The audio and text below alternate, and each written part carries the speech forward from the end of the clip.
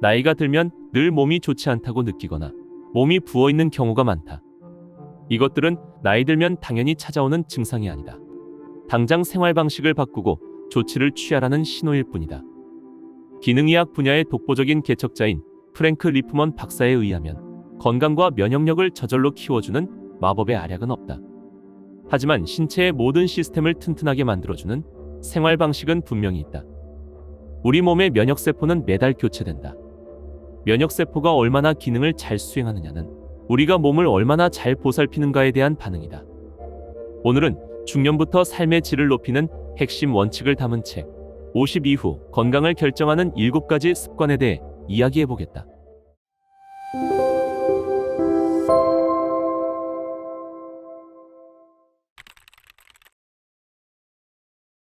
건강하게 나이 들기 위한 가장 중요한 원칙은 무조건 적게 먹는 것이다. 45세 정도가 되면 우리 몸은 예전만큼 많은 칼로리를 필요로 하지 않는다. 칼로리 섭취량을 30% 줄인 사람들이 더 오래 살고 노년기에 질병에 걸리지 않았다는 연구 결과가 있다.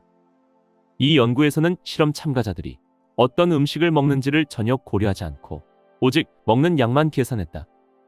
5년 단위로 식사량을 조금씩 줄이기만 해도 확실한 결과를 얻을 수 있었다. 음식을 적게 먹으면 몸 안의 기관들의 부담이 덜 간다.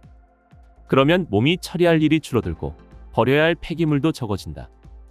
몸의 일거리가 줄어들면 남은 에너지를 신체 전반의 기능을 수행하는 데 사용할 수 있다. 일단 배가 80% 정도 찰 때까지만 먹는다는 단순한 규칙을 지켜보라. 짧은 단식은 여러 가지 이유에서 이롭다. 첫째, 칼로리 섭취가 감소한다. 일정한 시간 동안 아무것도 먹지 않으면 자연히 전체 식사량이 줄어든다. 둘째, 소화기는 휴식하고 충전한 다음에 더 잘 작동한다. 셋째, 인슐린이나 성장 호르몬처럼 노화와 체중에 영향을 끼치는 중요한 호르몬을 크게 변화시킨다. 넷째, 단식을 하면 자가포식이 시작된다. 이것은 정말 중요하다. 자가포식은 세포의 해독에 해당하는 과정으로 면역력을 키우고 건강하게 나이 들기 위해 반드시 필요하다. 일주일에 2~3번 저녁을 일찍 먹고 다음날 아침을 조금 늦게 먹어서 두 끼니 사이가 16시간까지 벌어지도록 하라. 이 방법은 단순하지만 강력한 실천이다. 오후 8시까지는 저녁 식사를 끝낸다는 원칙을 정하고 잠을 7에서 8시간은 자는 것이 좋다. 아침에 일어나면 큰 잔에 따뜻한 물을 따라 마셔라. 그러고 나서 11시나 12시에 영양가 풍부한 음식으로 식사하면 된다. 간헐적 단식과 16시간 단식 등 많은 방법이 있지만 효과는 크게 다르지 않다. 16시간 단식이 힘들다면 할 수 있는 만큼만 하면 되지만 음식을 섭취하지 않는 시간이 더 길어지면 좋다. 아침에 음식을 먹지 않고 운동하면 정말 좋다. 에너지로 쓸 포도당이 없기 때문에 몸에 저장된 지방을 태우게 된다. 단식 중에 물은 마셔야 하지만 커피는 좋지 않다. 여러 가지 약을 복용하고 있거나 운동선수, 스트레스가 심한 사람, 아이는 단식을 하면 안 된다. 나이가 들수록 장내 미생물을 건강하게 유지해야 한다. 면역체계의 70%는 뱃속에 있기 때문이다. 가동 처리되지 않은 신선한 유기농 식품을 먹어야 한다. 프리바이오틱스가 풍부한 마늘, 양파, 파, 사과, 바나나, 브로콜리, 호두 등을 먹어라. 프리바이오틱스를 많이 섭취하는 방법은 간단하다. 채소에서 당신이 평소에 잘라버리는 부분들을 열심히 먹어라. 프로바이오틱스가 풍부한 김치, 된장, 청국장, 요구르트, 자연산 치즈도 날마다 공급하라. 나이가 든 사람에게 설탕은 아주 해롭다. 설탕은 면역체계를 약화시킨다. 시리얼, 쿠키, 사탕, 탄산음료, 과일 주스는 좋지 않다. 이른바 에너지 음료는 음료 중에서도 최악이다. 달콤한 음식이 당길 때는 베리류나 초록 사과를 먹는 게 좋다. 초록 사과는 붉은 사과보다 당이 적으며 과일은 혈당이 급상승하지는 않는다. 설탕을 끊기가 그토록 어려운 이유는 그것이 약물이기 때문이다. 설탕은 뇌의 특정 영역을 자극하는 중독성 물질이다. 그러니 설탕을 멀리해야 한다. 만약 정말로 설탕을 줄이기 어렵다면 처음 몇 주 동안만 글루타민 보충제를 먹어보라. 글루타민 보충제는 뇌를 속여서 당신이 포도당을 섭취하고 있다고 생각하게 만든다. 아침에 일어나자마자 밖으로 나가서 햇빛을 쬐라. 그러면 당신의 생체 리듬이 자연의 주기에 맞춰지고 자연스럽게 불면증도 해소될 수 있다. 그리고 낮 시간에 유산소 운동을 하면 밤에 더 쉽게 잠이 든다. 대다수 사람들은 7에서 9시간 수면을 취할 때 몸 상태가 최적이 된다. 잠을 자다가 자꾸 깨는 것은 나이 들면 당연히 생기는 증상이 아니다. 술은 수면 주기를 망가뜨리고 밤에 잠이 깨게 만들 수 있다. TV를 켜놓고 잠드는 것은 좋지 않으며 침실에 새어 들어오는 빛도 수면을 방해한다. 방을 너무 따뜻하게 하면 수면 호르몬이 억제될 수 있다. 잠자리에 들기 1시간쯤 전에 따뜻한 물로 목욕을 하면 숙면에 도움이 된다.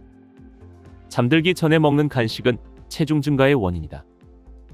건강하게 나이 들기에 진정한 비결은 기회가 있을 때마다 몸을 움직이는 것이다. 강도 높은 운동을 하기보다는 운동의 빈도를 높이려고 노력해야 하고 무엇보다 부상을 예방해야 한다. 몸의 어떤 부위가 아프면 그 운동을 멈춰야 한다. 생각보다 많은 사람이 통증을 무시하고 운동하는데 이런 태도는 건강하게 나이 드는데 도움이 안 된다. 날마다 큰 컵으로 4잔 이상의 물을 마셔라. 가장 좋은 것은 정수기에서 걸러진 물이다. 한꺼번에 4잔을 마시는 것보다 아침부터 밤까지 수시로 물을 마시는 게 좋다. 몸을 거꾸로 세우는 동작은 노화를 늦춰준다. 거꾸로 서기를 하면 림프 배출이 개선되고 기운이 솟아나며 순환이 활발하게 일어난다. 머리가 심장보다 낮아지는 자세라면 다 좋다. 요가용품 사이트에서 판매하는 백밴더 같은 도구는 심장보다 머리가 낮은 자세를 만들어줄 뿐 아니라 일하는 동안 몸의 앞부분이 경직되는 현상도 완화해준다. 미네랄의 일종인 마그네슘은 중년 이후의 건강에 반드시 필요한 영양소다. 마그네슘은 면역체계를 지원하고 혈압을 낮추고 뇌와 심장의 기능 수행을 돕고 밤에 잠이 잘 오도록 해준다. 마그네슘이 많은 음식으로는 시금치, 아몬드, 바나나, 견과류, 다크 초콜릿 등이 있다. 그러나 건강한 음식을 챙겨 먹는다 해도 80%는 마그네슘 부족이라고 한다. 그럴 때는 마그네슘 보충제를 섭취하라. 마그네슘 보충제는 어느 것을 선택하든 큰 차이가 없다. 마그네슘은 목욕 중에 피부를 통해 흡수할 수도 있다. 입욕제로 많이 쓰는 앱소뇽을 따뜻한 물에 풀어 넣으면 좋다. 사우나는 당신의 몸을 위한 현명한 선택이다. 특히 30분 정도 적외선 사우나를 하는 게 좋다. 장수와 노화 방지에 도움이 되는 버섯을 딱 하나 골라야 한다면 답은 영지버섯이다. 영지버섯은 면역체계를 지원하고 심혈관계를 튼튼하게 만든다. 또한 혈압을 낮추고 염증을 완화하며 암 예방에도 도움이 된다. 중년 이후에는 건강 측면에서 아침 식사가 하루 중에 가장 덜 중요한 끼니라고 말할 수 있다. 그래서 아침 식사를 건너뛰면 짧은 단식을 쉽게 할 수 있다.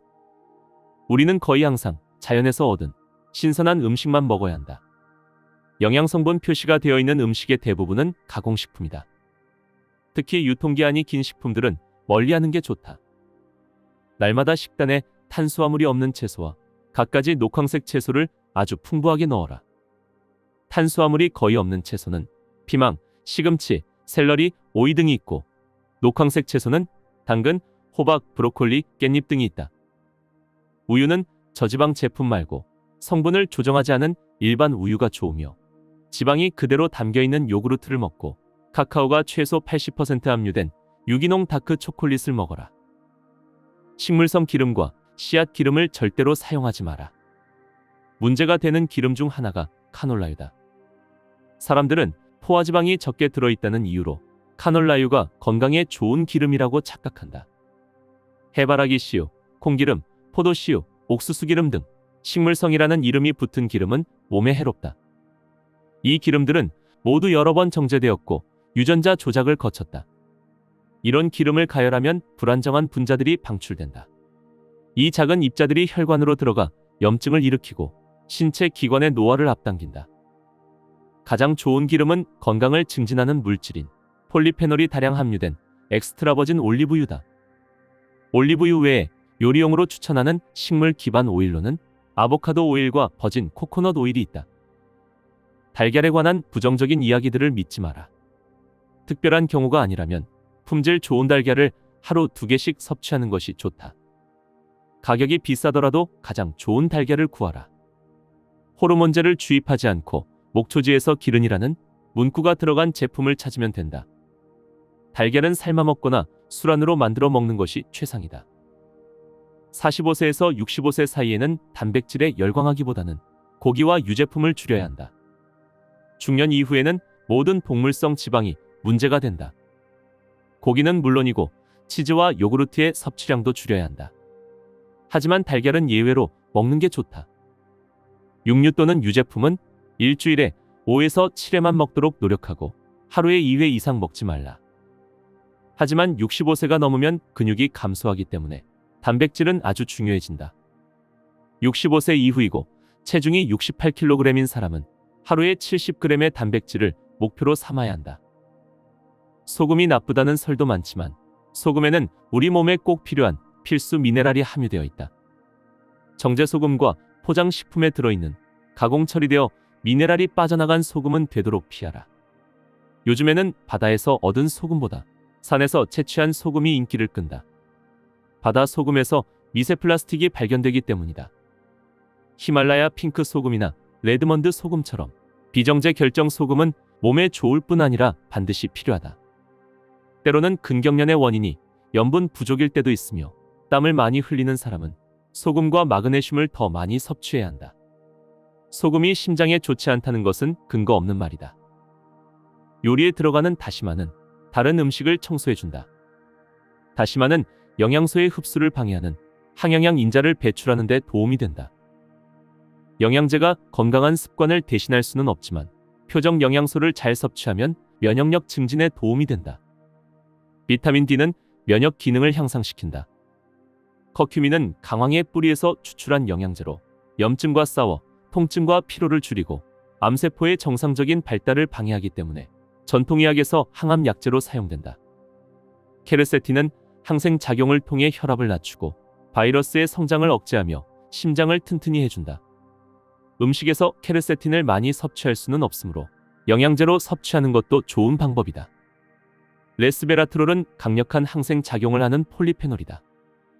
항염증제로서 암 예방 효과가 있으며 신경을 보호하므로 뇌에도 좋게 작용한다. 레드와인에도 레스베라트롤이 있지만 필요량만큼 섭취하려면 하루에 150잔을 마셔야 한다. 비누, 로션, 샴푸, 향수 등 피부에 바르는 제품은 항상 신중하게 선택해야 한다. 어떤 제품이든 화학물질이 든 것은 피하라. 특히 향균 비누 말고 보통 비누를 사용하라. 화장품은 코코넛 오일, 아몬드 오일, 유기농 크림이 좋다. 피부를 지나치게 박박 문지르지 마라. 과도한 클렌징은 얼굴의 건강한 보호막을 파괴한다. 나이가 들면 치아 건강이 중요해진다. 입속 미생물의 불균형은 면역 체계를 무너뜨리고 몸속에서 염증을 유발한다. 천연 치약을 사용하고 구강 청결제는 사용하지 마라. 하지만 입냄새가 좋지 않다는 것은 장에 문제가 생겼다는 신호일 가능성이 높다.